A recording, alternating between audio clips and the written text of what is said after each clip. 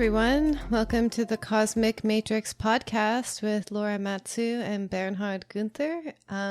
Today's topic is going to be one that I'm sure many of you can relate to. It's about the ascend and descend and using our own suffering as a catalyst for awakening. And just to begin the podcast, we're going to start with a little reflection from Satprem, who is one of Sri Aurobindo's students, and he has his own take on this idea. So Bernhard will read it. Yes, I'll quote Satprem. That's actually from a book I can highly recommend whoever wants to get into Sri Aurobindo's teachings of integral yoga. It's called Sri Aurobindo or The Adventure of Consciousness, written by Satprem. And the quote goes as follows: "The higher one rises, the farther one is pulled down. Evolution does not move higher and higher into an ever more heavenly heaven, but deeper and deeper. Each evolutionary cycle closes a little lower, a little nearer to the center, where the supreme high and low, heaven and earth, will finally meet. The more light the seeker possesses, the more darkness he or she uncovers." And that also goes together with a quote by Sri Aurobindo himself, who said, "No one can reach heaven who has not passed through hell." And that actually also relates to a famous quote by Carl Jung, I believe. It almost makes me wonder, because you know how like everybody misappropriates quotes, especially from Carl Jung. So maybe the no tree, as it is said, can grow to heaven unless its roots reach down to hell. Who even knows at this point if Carl Jung actually said that? I'll believe it when I actually see it in his book. Yeah. Because I know I've actually looked up certain quotes from him, certain famous quotes by him too. And I found, oh my God, like people just completely changed the wording. Kind of the general feel of the quote was still there. But yeah, that's an interesting, I mean, it's also just very common knowledge, I feel, in spirituality is like the further you go down, the higher you can go up. So, let's just get right into it. So I know that for you and for many people, I'm sorry if I'm laughing, it's just because it's so cliche, but like suffering, as the Buddhists say, is an essence of life. And I know that for you, they've been a huge teaching function. So maybe you can just kind of reflect back on your own personal experiences growing up and how your own sensitivities have opened you up to these experiences. Yeah, just to maybe share a bit and summarize a bit about my own journey. And it ties into one of the questions I'm being asked the most, even in interviews and other podcasts I'm guest of. And people always ask me, how did I get into the work I do? Why did I get interested in these topics I write about and all of that? And I have a very simple answer in one word. It was suffering, right? Just on the very basic level, started already in childhood in the sense of literally not fitting in, feeling alone, not being able to relate to other people, having a very rich emotional life, being very sensitive, not being able to handle it because this is not what you're being taught in school. It always felt like an outsider. And it was not after, even high school, I didn't know what to do with my life. I went to University of Munich for a short period. But it was not until I found a creative outlet in the forms of playing the drums and making music when I really had an epiphany, an experience with something higher, something like almost a quote-unquote lightning experience, is that there must be, something like God or something that transcends all the suffering, all the, the thoughts I have in my mind, the judgments, and just the despair and depression I was feeling. So, as maybe some listeners know, I came to the U.S., Los Angeles, at the age of 22 to study drums and percussion, and really that, looking back, became my spiritual practice to play drums. Right? It was like shadow work. It was really the heavy, dark music and processing a lot of anger, frustration, and all of that. But within that, it helped me on many levels, but I still felt more and more stuff was coming up for me, right? It was like a downward spiral, and even, 3-4 years living as a musician in Los Angeles, I was dealing with extreme depression and despair, and even suicidal thoughts were kicking in. I never attempted suicide. Well, maybe unconsciously because I got into pretty heavy drugs. And there was also a death wish behind it, so to speak.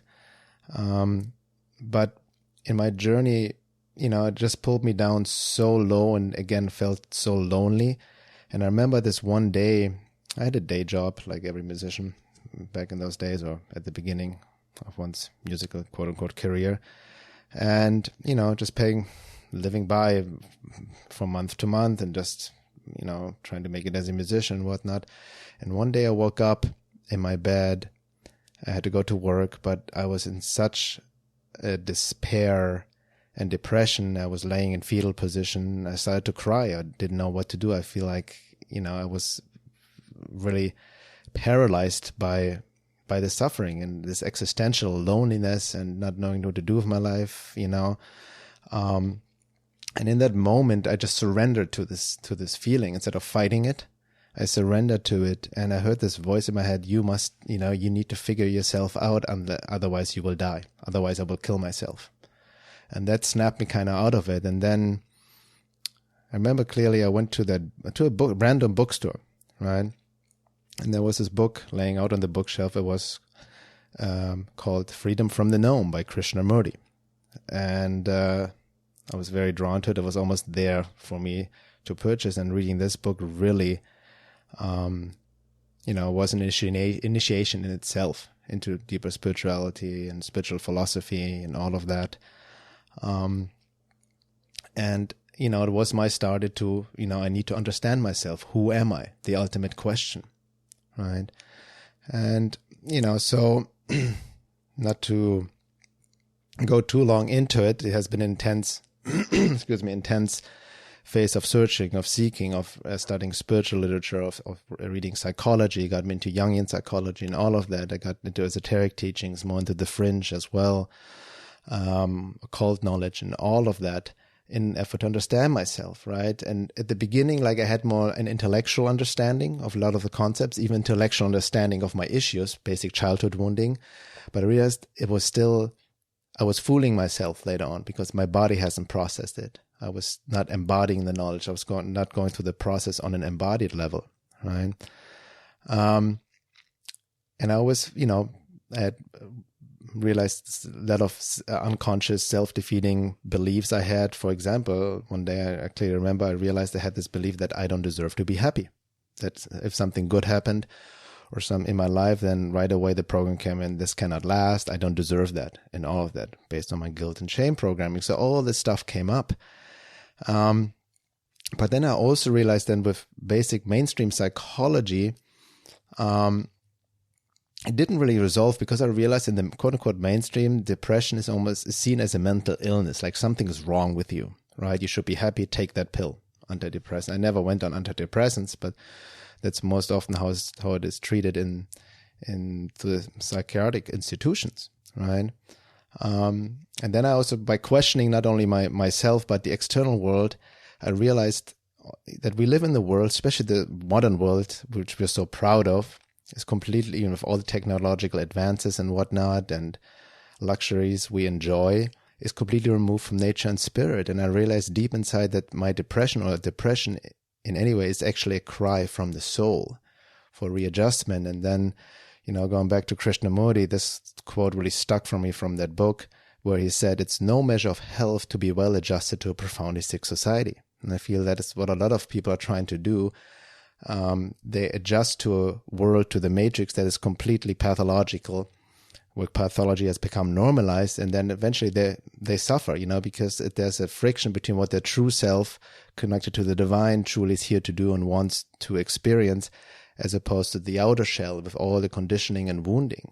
And then over time we can also numb ourselves, right? And, lose ourselves on this path, so to speak, not losing, but, making it hard on ourselves than it has to be. Because again, going back to this quote by Sartre and Sri Aurobindo, I just realized that the awakening process is this twofold process.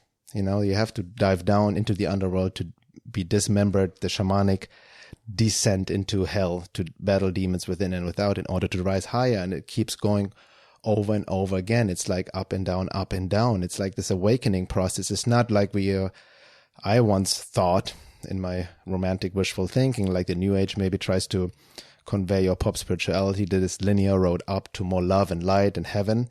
But literally, it's a descent into hell, and you can rise only as high as low you have gone in your life, and it comes in cycles and cycles.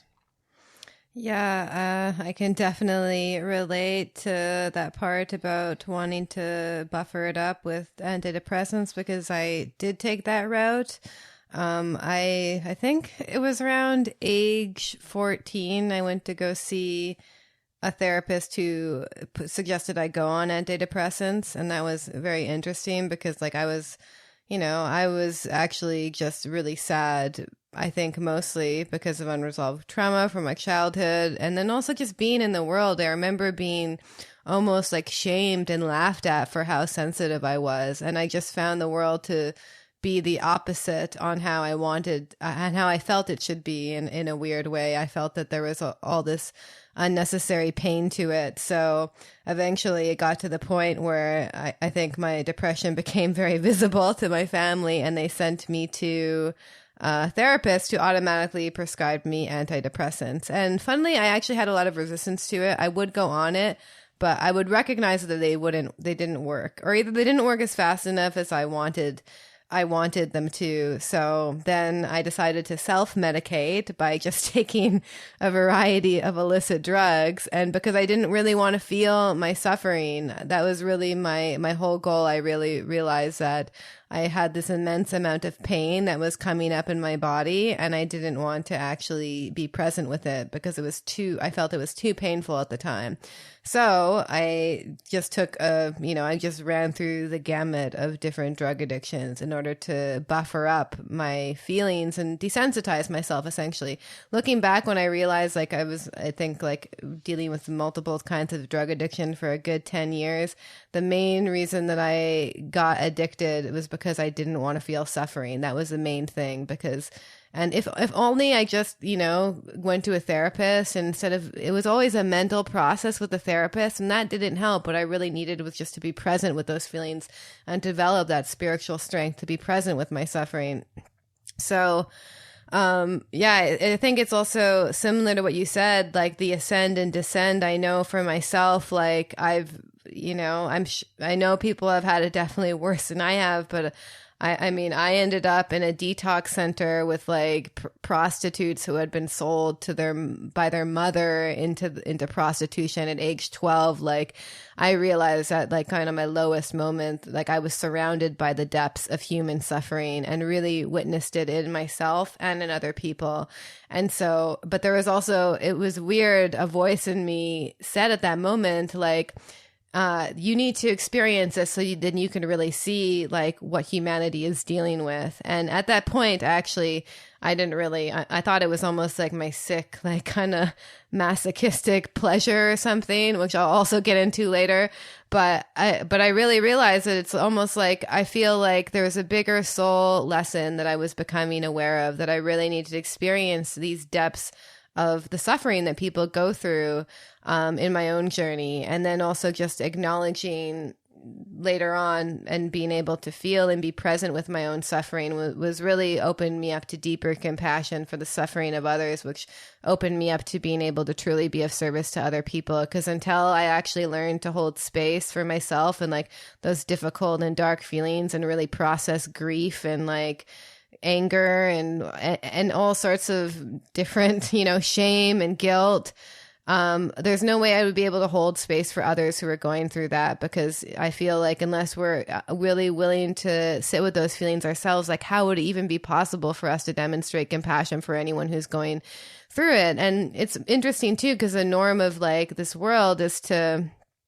basically pretend to be happy all the time. Especially in Western culture, I find I'm from Canada, so it's a little bit extreme there, but it's this fake niceness and always pretend to be happy. And if you're not happy, then it's oh, what's wrong with you? Is something wrong with you?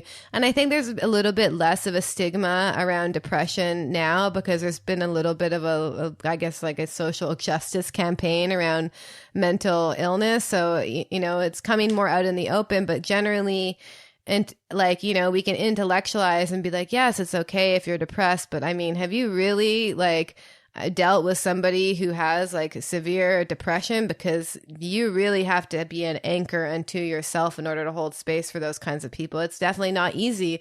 Or holding space for someone who's going through intense loss or grief, which I think is like, that's the kind of suffering that really kind of cuts you down to what's important in life. Like anyone who's experienced a tremendous loss of somebody who's important to them, that's when like, that's the unavoidable suffering when you're faced with death and when you're faced with the impermanence of life. And there's nothing you can do at that point but surrender to what is, because you can't change death. So yeah. So maybe we can also, you know, you can talk more about how did you use your own suffering and how did you catalyze that into healing? Because I know for a lot of people, you know, they're feeling a lot of suffering, but especially now since we have these smartphones, it's so easy to distract yourself and not deal with it. And I think that when we distract ourselves and not deal with our suffering, it can manifest as a low level, either disconnection from your world or anxiety. So how do you actually through your process and on a day-to-day basis, catalyze your suffering into deeper healing? So how do you ascend from the descent? Yes.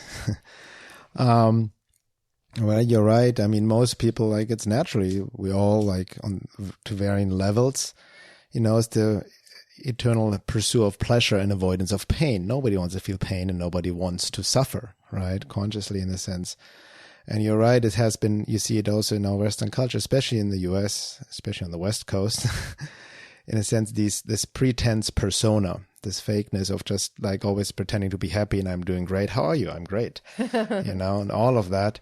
And, you know, and like it ties into more what I call the disease of comparison, or being very concerned what other people think of us. Right. And ironically, in the sense from a spiritual, esoteric, even psychological perspective, the avoidance of suffering and avoidance of pain and avoidance of these feelings creates actually more of it. It just gets, compartmentalized or stuck into the unconscious, the shadow, as Carl Jung may, name it. But eventually it has to come out in some way. And whatever we don't feel and then process, whatever we have experienced in our lives, can even come up later in life in disease or illness, right? So it's really important, what I realize, to feel these emotions we are afraid of feeling, when guilt or shame comes up, or whatever the emotion maybe, which we label as negative, grief, loneliness, sadness, even anger and whatnot. We try to escape them through distraction. A lot of distraction become addictions, right? Any addiction is really an avoidance of feeling what is. It's trying to escape our wounding and trauma. And as we all know, there's way more to addiction than just drugs and alcohol, as you said now, especially in this day and age where everybody's quote unquote addicted to various degrees to the cell phone, social media, the internet, Netflix, whatever keeps us even head-centric, keeps us disconnected from our bodies and our emotions, right? Yeah, I can definitely relate to that. And for me too, meditation has really helped me. And I still act compulsively at the same time, but meditation has also really helped me develop a level of sensitivity. So now when I'm really suffering, not that kind of low level pain that you can experience throughout the day, I feel, which is also kind of normal for a pretty sensitive person. But when I'm really going through something and when I try, there's no way at this point that I can just go on social media or watch a movie, because I know that it's just, the buffering doesn't even work at a certain point. But for many people who don't get into that practice, it's also like you have to retrain your brain that when you're feeling this pain, you have to feel it. Because I think so many people have this very automatic Pavlovian reaction when they're feeling any sort of pain or discomfort. It's natural. And they don't even realize that they're suffering at a certain point because they're so used to almost like dancing around it as well. So is there any kind of practice you have whenever like some intense feelings come up? Like, what do you do with them? Yeah, for me, it's simply that just happened recently, usually I feel it as a physical sensation in my body, and most often it's around my chest, right? You may call it the heart chakra, or the chest is just something is condensed, something is blocked there, or most often in my solar plexus, I feel just some uneasiness, right? Something even nauseous, a bit nauseous.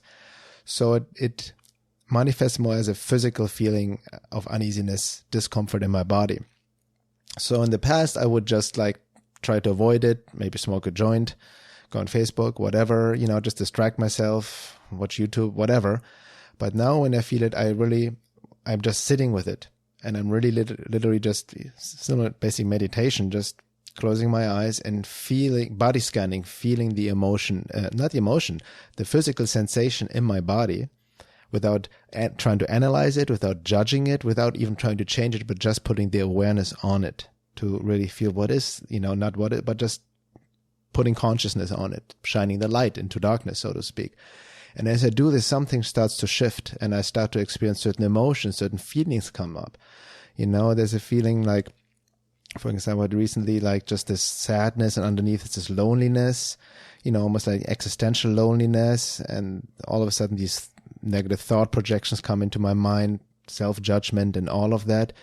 And then as I, allow this feeling, physical sensation feeling just to expand more, then all of a sudden something happens and I started crying, as you witnessed as well. It just, tears come up in my eyes, and this release of crying just helped me to transmute that emotion, just to feel it, right? To let it out is such a actually, ironically, a positive experience when you fully are able to express that emotion. And I'm not even trying to analyze what is it related to, what story it could be, a million and one things. I don't know, back to my childhood wounding, could be back to related to a past life, whatever, something happened today maybe, that triggered it.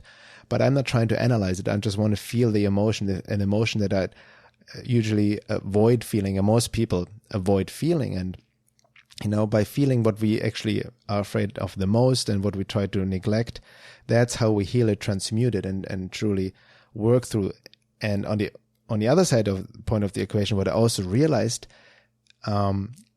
addiction and avoidance of pain or suffering is based on fear. Something bad may happen, or the fear of feeling this emotion, but having that fear of feeling it is actually way worse than feeling the emotion itself.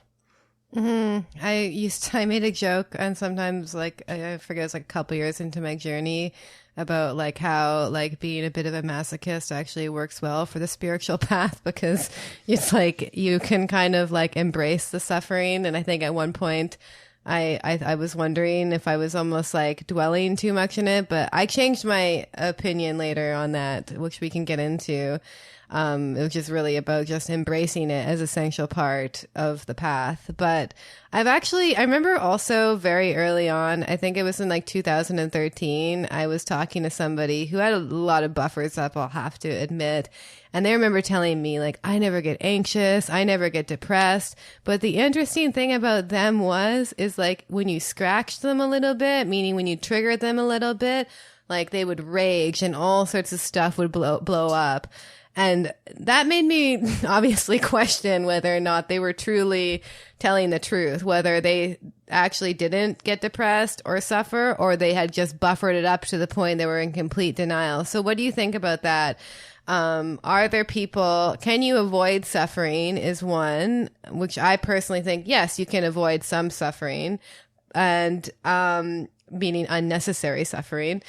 And are there people who just don't suffer, like who have it easy in life and just somehow skip that part? Yeah. Well, I think everyone suffers. Not everyone, but most people suffer to varying degrees. But what I also realized, a lot of people suffer, but they don't know that they are suffering, is what you just alluded to. I feel when a lot of people have too many addictions, avoidance techniques, and it builds, how it is even said, Gurdjieff talked about in his work of building buffers, armor, right? Really protective mechanisms that keep you from keep you from avoiding certain feelings, and even keeps you in your head, keeps you disconnected from your body. And I see this as a body worker. Like so many people, sometimes come on my table and they say, "Oh, I feel great. Actually, it's fine. Just some tension here," but the whole body is just armored, and it's really hard, to even loosen up the muscles, because all the body holds so much of our emotions. Our body is literally our walking biography, right? There's a lot of memory, emotion stored literally in our muscles, in the bones, in our tissue, right? We carry so much of our past with us. Yeah, I even still notice that on the daily basis. Like the other day, I went into a yoga class and it was a heated yoga class. So they're also quite intense. And I was like, oh my God. I think you experienced it the other day when you went for a massage. It was like how much stuff you're holding on to until you actually get into the body and you're able to let it go. And I think too is like, unless you're really consciously working on these practices that release that, it's also humans have, I realize, a tremendous capacity for pain and to also, that's why a lot of people kind of get stuck in their lives, even though they're miserable and they're just kind of numb because they're in pain, but they have a tremendous capacity to get used to that pain as well. And that just becomes their new normal. So until you actually feel this freedom and relief for moments, brief moments, because it always returns, I feel, but you don't really realize how much pain that you're in. So like, I mean, maybe we can get more into this esoteric aspects, but are there people out there who you think just are not meant to suffer in their lives and they're totally have it easy? And these aren't enlightened people, by the way, but just normal people.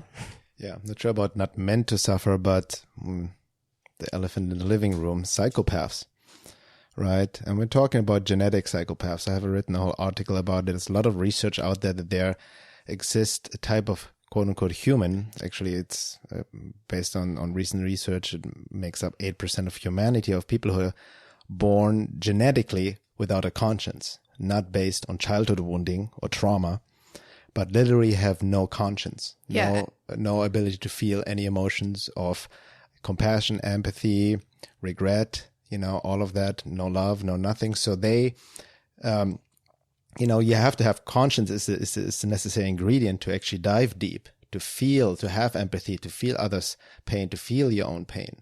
So they're really, they're empty shells in that sense, not truly human, but they appear as human, look as human. I mean, they have a perfectly crafted mask of sanity, and they actually also learn to emulate emotions in order to manipulate others. Going back to our society, a lot of these psychopaths, which, by the way,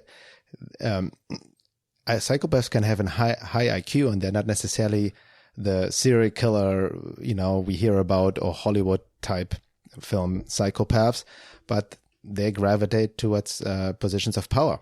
They can be politicians, CEOs, can even be prolific spiritual leaders and whatnot, but they hide behind this mask of sanity. They're like wolf in sheep's clothing, and they don't experience this suffering, which they actually consider a weakness. That's what they see in other people when they suffer and are weak and whatnot, and that's what they then take advantage of, so to speak, by manipulating that, by feeding off of other people's suffering, actually. Yeah, and then even a higher percentage, as we live in a society that rewards sociopathic behavior, like especially in the business world, like you're not supposed to get your emotions involved and not supposed to feel compassion for others. It's very cutthroat, and you can succeed by acting in this way. So even if people aren't completely psychopathic, which I feel is very hard to even people who are like kind of born sociopathic are very hard to heal. Essentially, pretty much impossible, arguably. But then there's also people who may also have like a soul or a spirit underneath there, but they've adapted so many sociopathic tendencies, which create these buffers. And also narcissism can create these buffers. So there's, even if you're not like fully like a psychopath or a sociopath, you can still have these narcissistic and sociopathic tendencies, which keep you from actually feeling suffering. Because if once you start feeling the suffering, the soul has to come forward and has to confront and also recognize, some aspects of itself that it doesn't want to look at as well. So I feel like for the most part, like anyone has felt into their heart also feels like this tenderness of pain of being in this world. And that's also a really important element of being able to demonstrate true compassion and empathy, is to be able to feel what other people are going through because you have that open and tender vulnerability. So... Yeah. Well, that reminds me again, it goes back to Krishnamurti's quote about there's no measure of health to be well adjusted to a profoundly sick society. And as you just said, we live in a world where pathology has become normalized, right?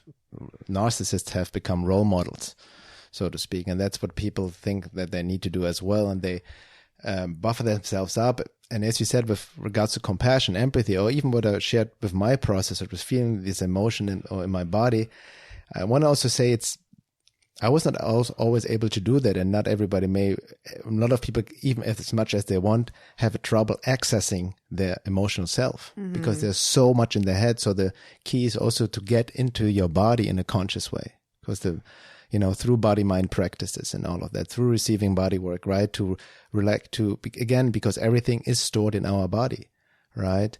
And the ancient yogis also obviously understood the body-mind connection and developed the physical asana yoga practice to relax the muscles, because it relaxes the mind, to get the nervous system into parasympathetic nervous system, into a relaxed state.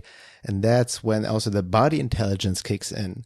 The soul comes to the front and helps to reveal everything that needs to come up and be healed and transmuted in order to anchor to the divine, in order to raise truly to a higher frequency, so to speak. Yeah, and that whole fight or flight response, it's actually a response we have towards pain as well. So whenever we feel pain, it's natural. It's you burn your hand on the stove, automatically you're going to want to take your hand off of it. And not to say that you should burn your hand on the stove just to endure suffering, but it's an automatic and natural reaction. But it's also learning to be kind of a true spiritual warrior and be I'm going to feel this and have it come up. And what you said just reminded me too, because I've done meditations where I'm just focusing on the heart, the psychic center, and the soul.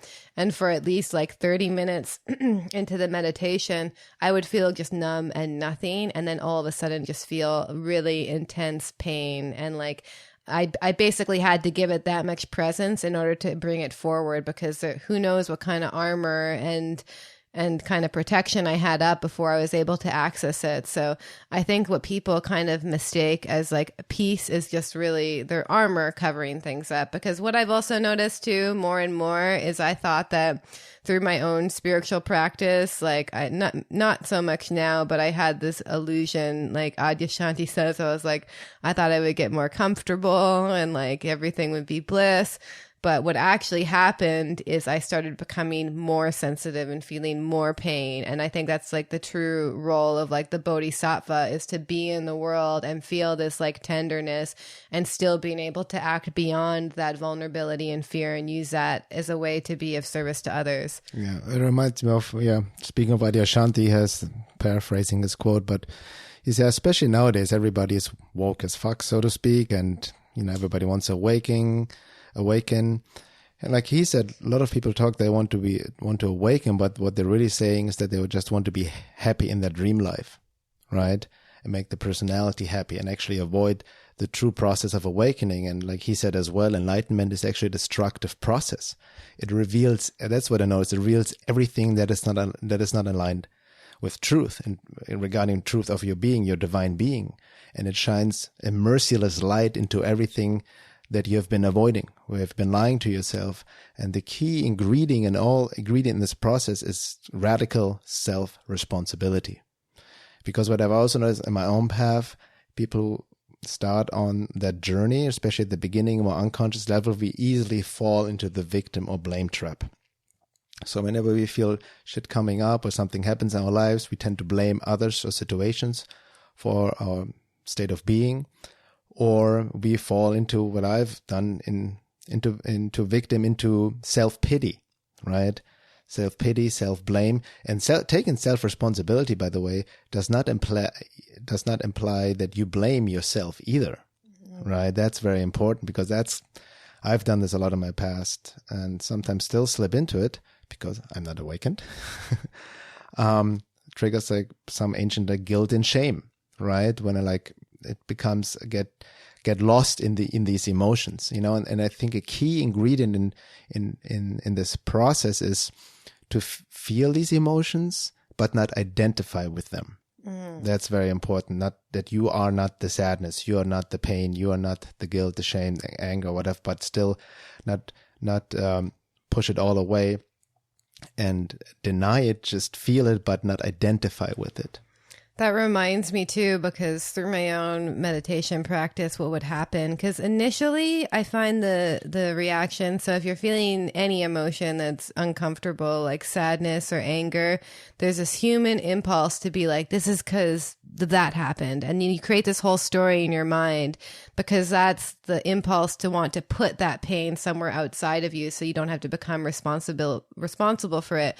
And I noticed, because through my own meditation practice, my thoughts started kind of disintegrating. Not to say I don't have thoughts anymore, obviously, but like I just started having less of those stories going on in my head. And what would happen is when I felt suffering, it would just be this visceral feeling, like all of a sudden I would feel this way and I wouldn't grasp for a story to attach to it or some sort of distraction. I would just have to feel and be present with this. And then it actually almost heightened the feeling as well, because I find even the story that we want to attach to it can lessen the pain. That becomes a way of blaming and distraction when just feeling it coming up, because I realized more and more, especially at some moments too, like really when I was in like some really, I guess, more intense moments in my journey, I remember just feeling like immense pain in my whole body. And I realized what I was actually tuning into was almost just the suffering of the world, like the essence of what it means to be human. Like it's really,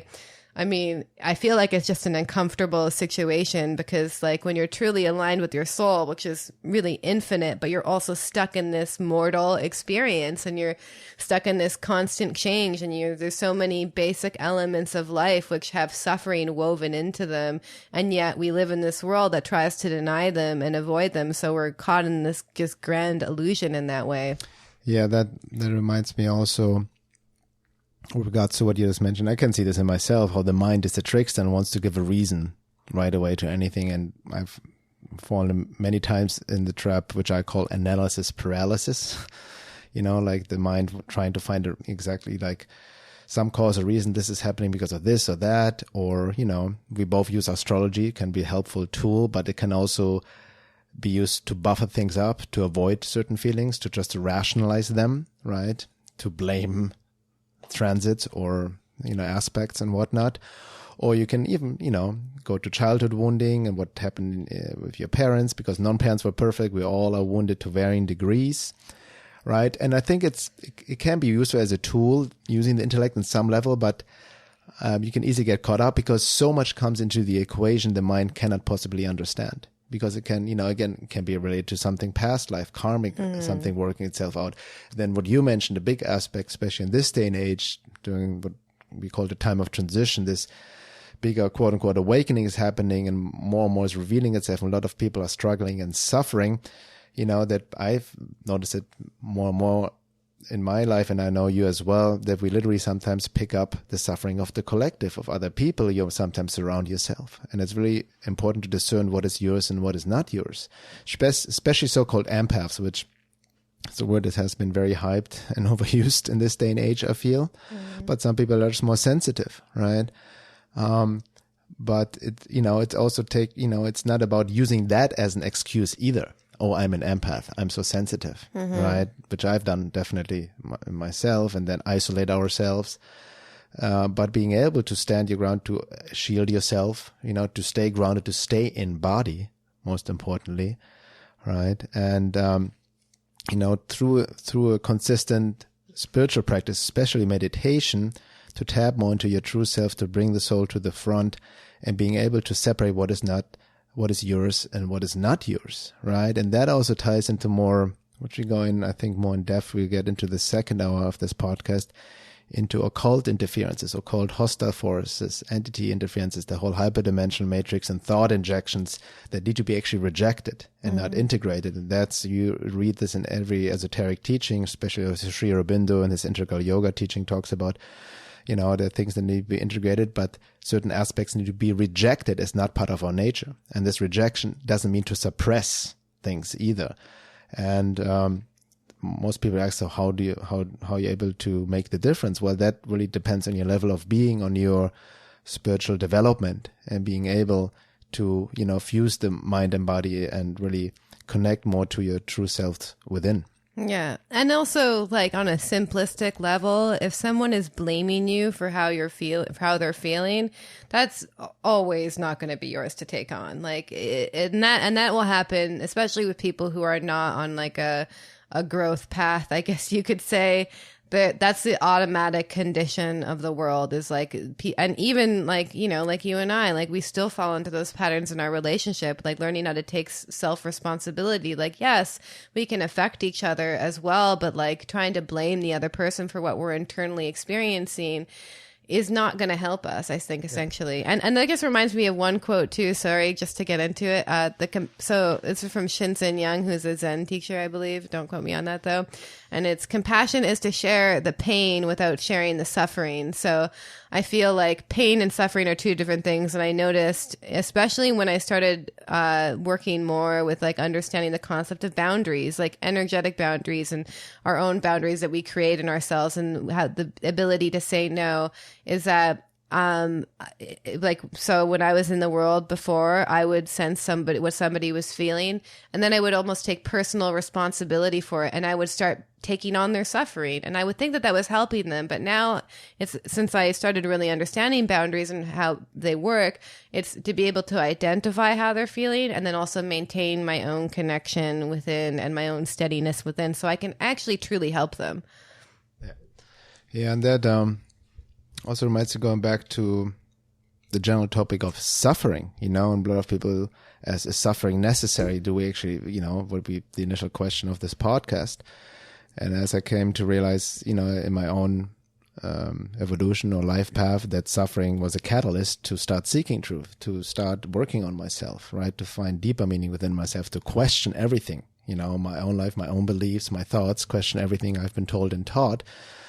And that's almost the paradox, the irony in the equation, because suffering is almost necessary as a catalyst to start the path.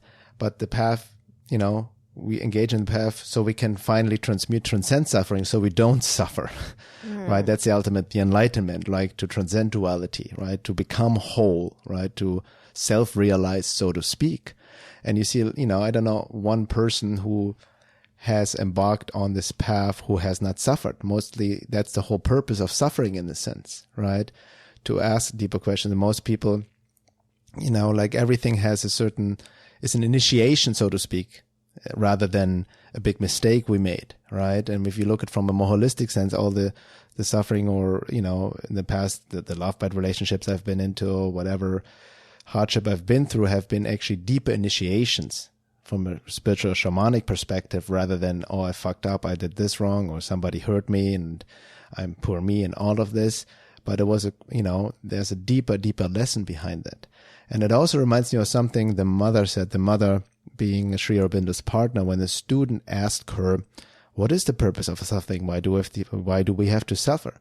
And she answered with something very profound. She said, basically, I'm paraphrasing, that suffering is the only force which can awaken matter out of its inertia, right? It's part of the awakening process, this friction, right? To crumble. And like, it ties into many other quotes by spiritual masters, by Rumi, like, you know, you have to break your heart until it opens. Yeah. And things like that, you know, and the only way out is through, right? To make the darkness conscious. Again, Carl Jung's famous quote, one does not become enlightened by imagining figures of light, but by making the darkness conscious.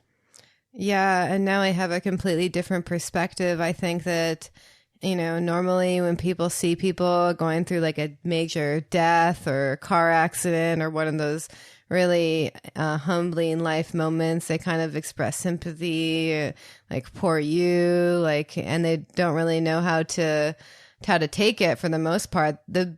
I think the general response is like sympathy, being like, oh, poor you. And now it's funny, like when I see people who are going through, like, especially, I remember one of these sharing circles at the eco village I'm living at, some woman was like going through like a death of both of her parents, a divorce, like losing her home. And all I could think, because of what I had gone through, is like, oh my God, you are so ripe for a spiritual awakening right now.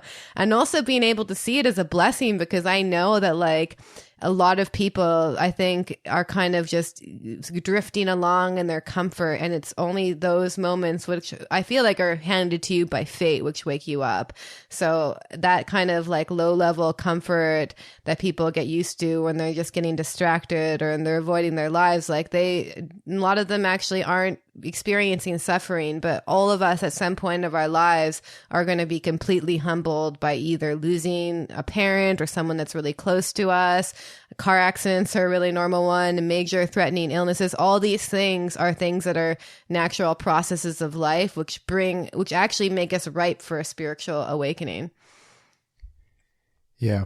And that also reminds me of, like, because we're so caught in our ego consciousness in our mind, when something bad happens, we're so involved, the emotions come up. It can be very overwhelming. It can't make any sense. The fight and flight kicks in, you freak out, you panic, your life is falling apart and all of that. But there's some, what I've noticed, there's a saying, you can only connect the dots when looking back. Mm-hmm. When I look at all my experiences, the quote unquote good or bad from my ego consciousness, because only our ego consciousness divides, this was a good experience, it was a bad experience, right? But there's an unseen, path, like that has been also laid out from my higher self, from the divine, I don't know. And these experiences were almost also like orchestrated in terms of, with regards to divine grace, but tough grace, right? That I realized a lot of these life-shattering experiences like you just described from this person or in my own life, actually in that moment were horrible, bad, negative, and sometimes drove me almost to suicide, but were a major wake-up call. Was like a necessary step for something much better I wasn't aware of at that point back then.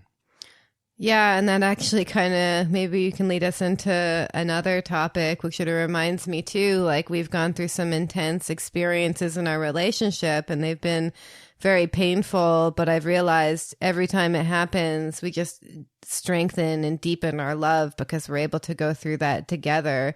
And it's really like, it's not only, I feel, when you go through suffering, do you strengthen the connection to your soul, but when you go through suffering with another person, you strengthen your connection to them. So maybe we can also just touch on how I feel like a lot of people, I mean, this is also the conditioning of our world where it's like, all of a sudden it's a codependent relationship. You're going to meet your partner and there's going to be this happiness and security and comfort. But I remember this quote by Eckhart Tolle, relationships are not here to make you happy. They're here to make you conscious. So how do you feel that relationships can be a catalyst for our own healing by introducing more suffering to our life? Well, I have to say, though, I partly disagree because, I'm very happy in our relationship. But definitely it has brought up a lot, especially as at the beginning. I mean, from the get-go, we had like, not all, every relationship is different, and that's a whole podcast on its own about relationships, but it's also about the X factor that you have this compatibility on a deeper level. Like the saying, like from The Little Prince, true love is not looking into each other's eyes, but in the same direction, right? And both partners need to be really committed to the growth in the relationship, right? If one person is not and the other one is, it's unfortunately, it's doomed to fail at some point, right? But also having, already done a certain amount of self-work on your own to be able to spot your triggers, right? To take self-responsibility, to be able to hold space, what you said before, to show compassion, empathy. And sometimes it's not easy when stuff comes up in intimate relationships, as it has not been easy with us. But each time when these difficult things came up, which, by the way, I also realized a lot of the stuff, I've done so much work on myself. I've spent a lot of time single and secluded and just working on myself, but I also realized I had hit a wall. And most of the stuff that comes up between you and I wouldn't have come up on my own, but needed to come up, right? That's really the true meaning of a conscious relationship, to use it as a catalyst for alchemical transmutation and reveal what's been hidden, the shadow and whatnot. You can interpret it in that way. But as you said, when you're really able to feel yourself through it without the blame game, without blame, defend, attack, and all of that, right? And own it and feel yourself through it and let these difficult emotions come up, which sometimes related mostly to PTSD from past relationships, which we then project into the present, or childhood wounding or occult interference, which again, we'll get into a bit later. But as you mentioned, even like the process I mentioned before, when I feel into my heart and feel the tension and feel the pain, feel the sadness, the loneliness, and just cry, even our relationship, we both have cried. But the more we have processed that in a conscious way, with self-responsibility and without blaming the other person, it truly has strengthened our relationship. It really has created even more love, more depth. And I realized the more I was going, into the underworld, into the pain, into the suffering, the more I was able to ascend to a higher level. And even within our relationship, the more we committed to the process and working through these difficult emotions, the stronger our love bond became it's like it's endless, so to speak. It just grows stronger and stronger onto higher levels. Mm. Yeah, and I remember this moment is when we first met. We were just like in bed together, and I started crying because I realized like there's a touch of sadness to all joy, especially when like I knew I had spent so much time alone, and this moment would pass as well. So it's almost like joy and suffering go hand in hand, or the joy and the pain go hand in hand. Because I feel like when you truly understand the impermanence of life, I know it's cliche, but it's true. Everything's constantly changing. And if you truly love someone, you also have to recognize that one day you're going to lose them, or they're going to lose you, or whatever. Like there's going to be a suffering attached to it, and just recognizing in the moment, not like, like doing sometimes as I do, where I'm like, one day you're going to die, but also just accepting that, and then also you use that in every moment to be more appreciative and more grateful for the connection you have while you have it, because you know that it's not going to last forever. And then that helps you also not take things in your life for granted in your relationships or in your life in general. Yeah, it really, in a true evolutionary relationship or conscious relationship, people really need to deprogram themselves and let go of any notion of Hollywood romance, which is most often mistaken as love, right? Because stuff will come up, there will be conflict, and it depends also on the level of being, depends on the purpose of the relationship, depends what this two people are here to do, right? There are many different levels, and it's without judgment of what level of love people can access, based on the level of being, based on their soul integration, right? So, archetypally speaking, or generally speaking, everybody wants to feel love, be in love, be with the perfect partner, have their dream wife, husband, boyfriend, girlfriend, whatever, their twin flame, right? But, that ties into, all these, nonsense topics of, what a conscious man should be acting, and, a conscious woman and all of that. And there's almost this entitlement expectation, when in fact you can only attract that who you truly are and have already integrated within yourself, right? Which also ties into the alchemical marriage of the inner male and female, how you have unified these polarities within yourself, which will be reflected, like your relationships literally are a gauge for where you are at. They act as a mirror. Yeah, it also reminds me, I think, especially in hoping that a relationship will somehow make us happy, and at that point it's happily ever after and everything is fine. It reminds me of this quote from Pema Chodron about, and the Tibetan Buddhists actually have a word where they combine hope and fear, and they see hope and fear as being two sides of the same coin. So the quote is, as long as we're addicted to hope, we feel that we can tone our experience down or liven it up or change it somehow, and we continue to suffer a lot. In a non-theistic state of mind, abandoning hope is an affirmation, the beginning of the beginning. You could even put abandon hope on your refrigerator door instead of more conventional aspirations like every day in every way I'm getting better and better. We hold on to hope and it robs us of the present moment. If hope and fear are two different sides of the same coin, so are hopelessness and confidence.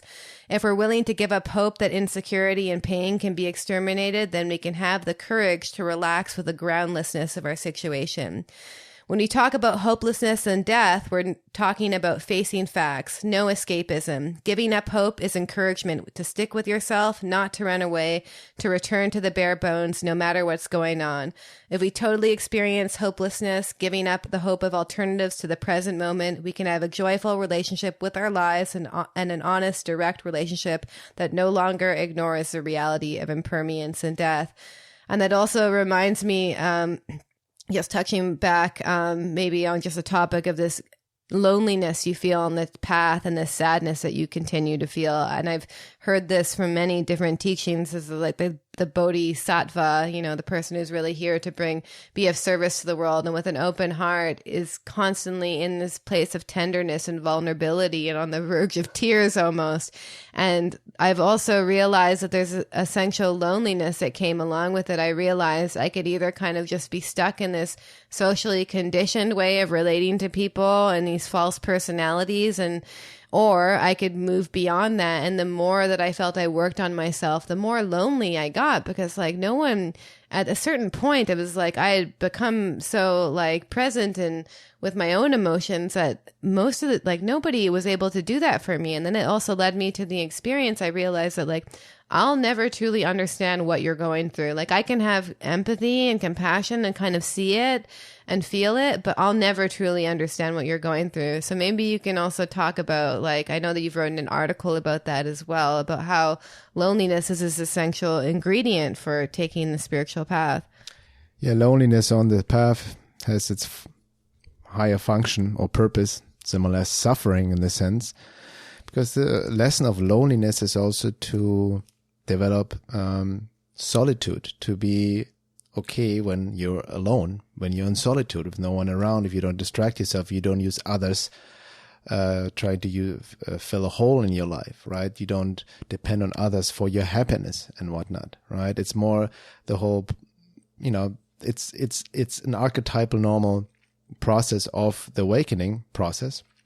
You hear about it in any esoteric teaching. Once you have crossed the threshold, so to speak, there's no turning back, right? You cannot see what you cannot unsee what you have seen, right? You cannot go back to your old self, and you cannot go back, you take the red or blue pill. Once you take the red pill, Matrix movie, that's it. And you have to, in any esoteric teaching said, you have to keep going, right? And there's no turning back. Otherwise you will just, suffer even more. So that loneliness has also its function, because it helps you to extract yourself from even relationships, situations or life circumstances that were not good for you to begin with. So people fall onto your lives naturally. You cannot relate to them, and that's fine. It has its function.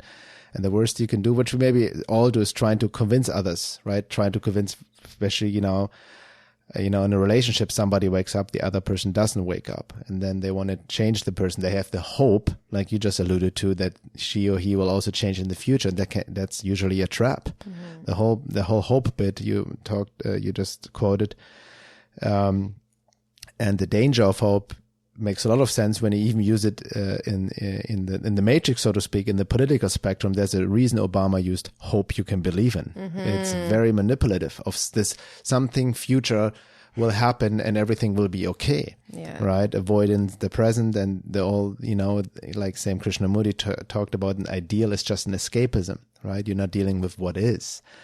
So loneliness in my path really helped me. Now I moved here in Topanga, spent many years, almost a decade by myself, reading, studying, in nature. And it helped me to actually provided the time to dive deeper into my own process and dealing with this feeling of loneliness and confronting it. And that, forced me to really find the ultimate connection of God, the divine. What is God? What is divine? What is my true self? To go deep inside. And then, there are experiences I'm sure you can relate to when you pierce through it and feel actually this interconnectedness of all that is, that there's actually no separation, right? And it's not this state stays forever. It's not in the sense of I'm not enlightened in any shape or form, but you can sense more the interrelatedness, right? That you're truly not alone ever. And this loneliness is just an illusion, but you may, understand it intellectually, but not experience it. But it has its purpose. But even like you just said, even in our relationship, we are so connected, and, it's really hard to connect to people in general. We are like best friends, lovers, brothers and sisters at the same time. There's this amazing unseen connection, and we have even a very strong psychic connection. We feel each other very, we cannot hide anything from each other, so to speak. But still, this is your experience, this is my experience. And sometimes I experience this existential loneliness. Sometimes it just comes up, and it has nothing to do because you did anything wrong. It's just there, right? It just drags me down again, right? Into the descent, right? And just to clear up whatever needs to be cleared up. Yeah, that reminds me too, is whenever I went through my most intense experiences of just like visceral suffering, like really feeling it and not attached to any story, but just like, it was almost like, it like almost felt like a heart attack sometime because of how painful it was. I remember these moments, and I don't know if it was just because of the contrast or the relief, but that's when I would be like riding my bike in nature, and I would just feel so connected to everything. It's like almost like my heart had broken wide open. And it also just reminds me of this quote about the warrior attitude also being extremely sensitive. So maybe you can just close it off with this. The situations of fear that exist in our lives provide us with stepping stones to step over our fear. On the other side of cowardice is bravery. If we step over properly, we can cross the boundary from being cowardly to being brave. We may not discover bravery right away. We may not discover bravery right away. Instead, we may find a shaky tenderness beyond our fear. We are still quivering and shaking, but there is a tenderness rather than bewilderment. Tenderness contains an element of sadness, as we have discussed. It is not the sadness of feeling sorry for yourself or feeling deprived, but is a natural situation of fullness. You feel so full and rich, as if you are about to shed tears. Your eyes are full of tears, and the moment you blink, the tears will spill out of your eyes and roll down your cheeks. In order to be a good warrior, one has to feel this sad and tender heart. A person who does not feel alone and sad cannot be a warrior at all.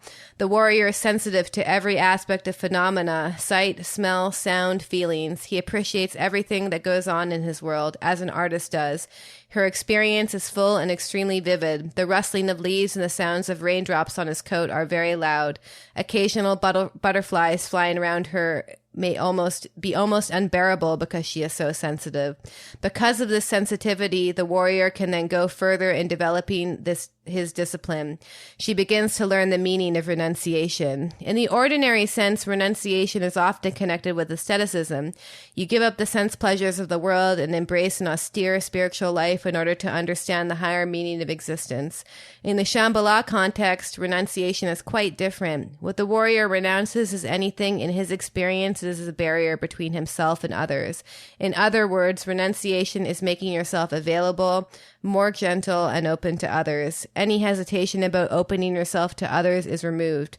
For the sake of others, you renounce your privacy, and that's from Chogyam Trungpa Rinpoche. So, yeah, would you like any final thoughts on suffering? A lot to be said. We're gonna go deeper into all of this, more into the second hour of this podcast, which is only available for members via my website, veilofreality.com. There's also a membership forum where we can all discuss these topics more. And in the second hour, we want to go more into what I alluded to before, also into occult, hostile forces, interferences, entity attachments, implants, and all of that, which can also result in suffering. But, these kind of aspects need to be identified and rejected and not integrated from a psychological perspective, because on that note, we also talk about the limitations of psychological work alone. And I think we also should talk about the sunlit path, right? What I call about like there's necessary inner work, but then there's also, what I call, we need to pull out the weeds, but also let's not forget to smell the flowers on the path, so to speak, which is about, I think you talked about this, read me a quote about the Great Eastern Sun. Yeah, the Great Eastern Sun, we could definitely go more into that. And it's just also, that's really about appreciating the basic goodness of the world, meaning not being like, I do this because I'm a good person, but being able to appreciate these moments in nature where it's just like, wow, this is a beautiful experience to be alive, and just being able to see that fundamentally, like even though we're experiencing these feelings of pain and suffering, there is like a basic goodness in the world, which we can just focus on. And then that is kind of our experience of presence and relief of this crazy experience of being human. Exactly. Or some of us may not be human, which also I feel I want to get into the second topic in terms of loneliness, the topic of wanderers with star seeds. And I've written an article about that, bodhisattvas, people came here with a mission profile and don't fit in. Well, by the way, actually, I was reading today this book on Buddha, his life retold, and it talks about the incarnations before he became Siddhartha.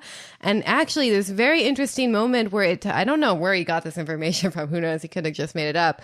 But I think he got it from a compilation of text. But this moment where, who was meant to be Siddhartha Buddha, he's like deciding to incarnate in the world at a certain time, at a certain moment, because he has a certain mission. And it reminded me so much of this wanderers concept. So maybe we can go into more depth about that. Definitely. All of that in the second hour. Again, for the members, you can sign up veilofreality.com.